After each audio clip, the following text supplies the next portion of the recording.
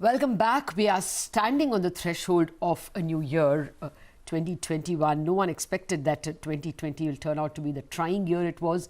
Neither did we expect in the first half that almost all equity indices will be ending the year at all-time highs.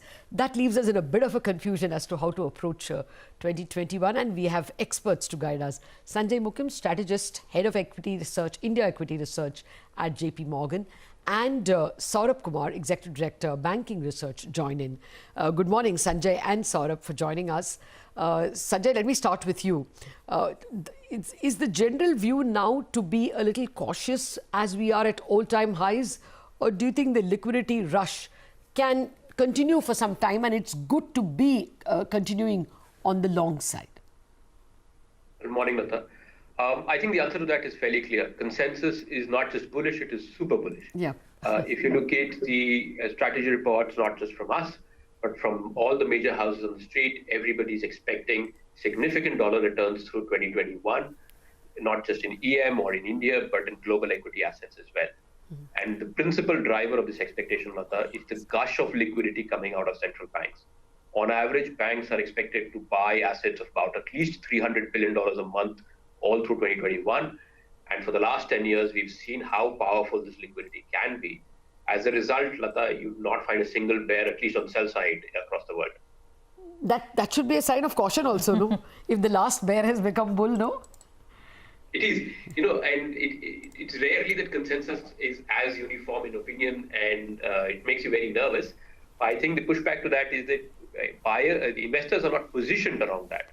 Okay. You may still see very light positioning in some parts of EM. So even though consensus is bullish uniformly, positioning may not be as bullish yet. Okay. Well, I'm sure Surabhi and Sonia have more bullish questions for you. But, let me get Saurabh in just for this one issue before we ask you specifics, Saurabh. Will the financial sector be a help or a hurdle for economic growth? I mean, for the past, at least 2018-19, it has actually been a hurdle. Yeah, so that's a great question, Lata. I personally believe that the way banking sector is positioned, you have excess liquidity in the market. Most of our banks are well capitalized. In fact, most of your private banks have CET1 levels of above 15%. Even some of your public sector banks, the capital shortfall is not as high. And if we get one or two resolutions, which we're talking about in the market, specifically to a housing finance company and a steel company, that obviously adds back to capital to some of the banks. So my sense is both the banking sector and the NBFC sector at this point is neither short on capital nor on funding. So our view is, or our personal hope is, that this time around they should aid economic recovery as opposed to what we have seen over the last 2 years. Saurabh, let me sort of take a follow-up on that. I was going through the note, and correct me if I'm wrong, I think the theme that came out was that you were not that concerned about provisioning or asset quality or credit cost issues. That's pretty much under control. I think the question that you're raising is on credit growth.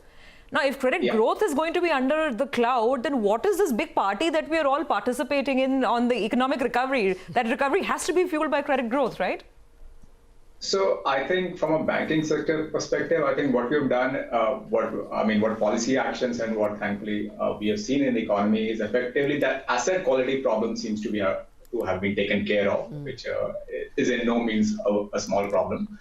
We have gone through almost 5-6 years of a very large asset quality cycle. I think the issue from here on is basically how does economic growth pan out? And that is where we get very differing views. And even when we've gone through the bank's earnings, what has kind of stood out is your larger banks, which have customer sets which are more salaried or more stable, they have kind of done relatively better to some of the other banks or NBFCs where the customer set is probably more down the curve and not that stable. And now it's really up to how the policies shape up, which drive up growth. So effectively, if you look at our credit growth, it's running at about 5.5% to 6%. Long cycle number is more like 14-15%. How do you get from 6% to 14-15%? That's a key question. On the stock prices, I'll just defer to what Lata said. It's basically more liquidity driven at this point. But the hope on valuations will be that you will need to bet on banks which can drive up loan growth even in an overall weak environment.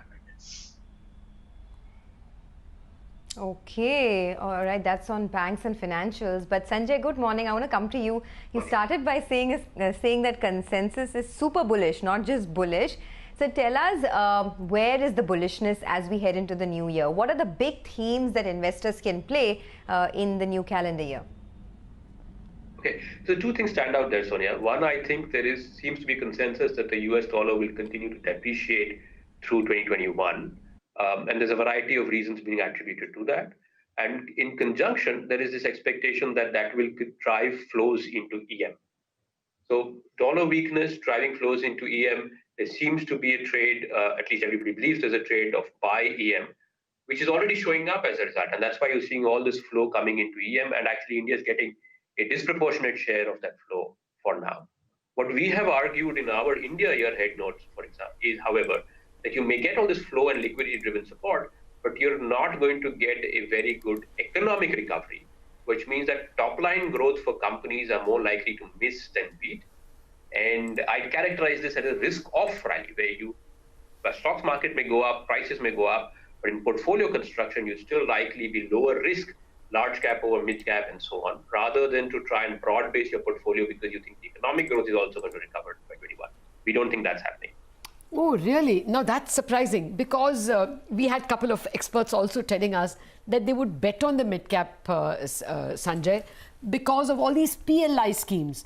You don't think there can be select pockets, I mean, textiles, for instance, or a marine PLI, or what we now learn, specialty steel PLI. You don't think there are pockets that can do well? I will come to the broader economic recovery, but even on specifics? Yes, of course, Lata, if you have company-specific drivers, those companies can do well, right? On the PLIs, it's a great scheme. It can be very strong financial incentive for companies that get it. The process of rolling it out, the process of these companies setting up these facilities may take a little longer than 6-12 months of 2021. However, I would argue that given the denominator of India's economy, right, we are a $3 trillion economy normalized, a few factories here and there will make a small impact on my overall growth. And it's not going to close the utilization of the economy as rapidly as people expect. Okay. So the broad-based mid-cap argument is to say that, look, economic growth is surprising on the upside, which means that companies' top lines do better than I predict. And that's why the higher beta sector, which is mid-caps, do well. Our firm belief is that while the economy is recovering, it's not going to lead to growth surprises. Consumer confidence is pretty weak, capex intentions remain poor, which means that you're not going to get these top-line surprises. Therefore, I would dial back on the risk as the market continues to extend itself. Okay, that's an interesting argument. By the way, I mean, the mid-cap market is recovering. Should take note of that. Remember the big gash, 1% lower. Now there's buying coming in, Pidilite, PI Industries, a lot of the mid-cap tech companies like Coforge, etc. So there's money moving back into the system, and the Bank Nifty's losses have been sort of curtailed to 1% right now. So we've taken your point, Sanjay, on board on mid caps and the need to be a little cautious right now. So let me ask you the simple question, the more difficult one to answer. What will be the sector of 2021? Right. So we think it's financials, private sector financials, because like Saurabh was saying, in a weak economy, the one sector that can drive its own growth is lenders. Lenders that can take risk, that have the capital and the liquidity, virtually have growth on tap. In addition, the private sector banks, as we know for years, can continue to gain market share from public sector banks, and therefore we think they can surprise or at least deliver the growth expectations even in a weak economy. And if I flip that argument around, the only way that weak economy turns into a strong economy is, like you said earlier, you need to get credit growth. So therefore, our portfolio recommendation is that you start with the first principle, that credit growth driver, which is private sector banks. Okay. Well, you're taking away the question that I wanted to ask Sanjay. Sorry, Saurabh. Saurabh, I read your note and you are very positive on private sector banks, but the larger ones, okay, Bandhan, I guess, also is there in your list. But if it's going to be a comfortable liquidity situation, you don't think mid-cap banks will do better? After all, they have not risen as much as the big banks. Effectively, the way I would frame it is essentially any bank that has a combination of high capital and very strong funding, which is basically retail deposits to total deposits. I think that bank, irrespective of large or small, should do relatively better. But what we've seen is you need a combination of both in place. And if you kind of screen the universe, there are not many of them. There are maybe 5, 6. But if a small bank does kind of qualify on that, then yes, it should do well.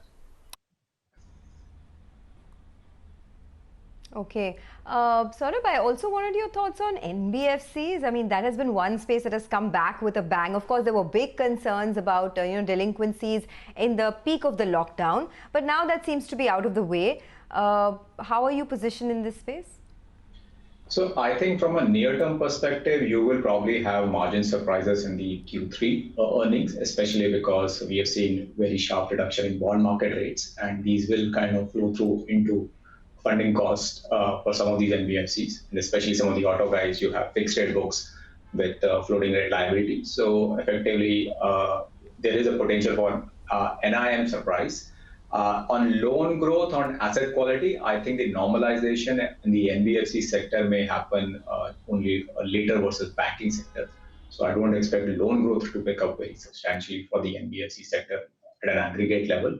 And even on asset quality, given most of these companies do last mile funding into customer sets, which are 2 or 3 level below where banks are, I think even provisioning normalization will be slightly more backdated. Okay. Almost time up on the show, but Sanjay, I must ask you. So we've taken your point on financials. That's number 1 for 2021 for you. What about sector number 2, 3, at least 4? Give us some more ideas for 2021.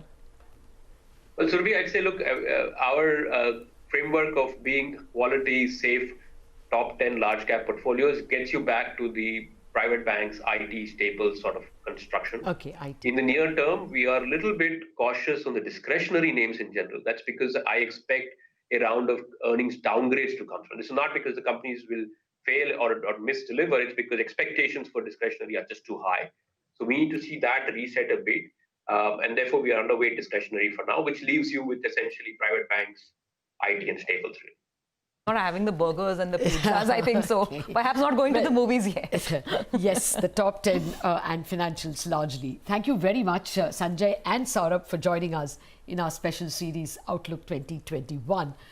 Not just bullish, the consensus is super bullish. I'll not forget that from Sanjay. On that note, we wrap up. Thank you very much from the entire Bazaar team. Chartbusters coming.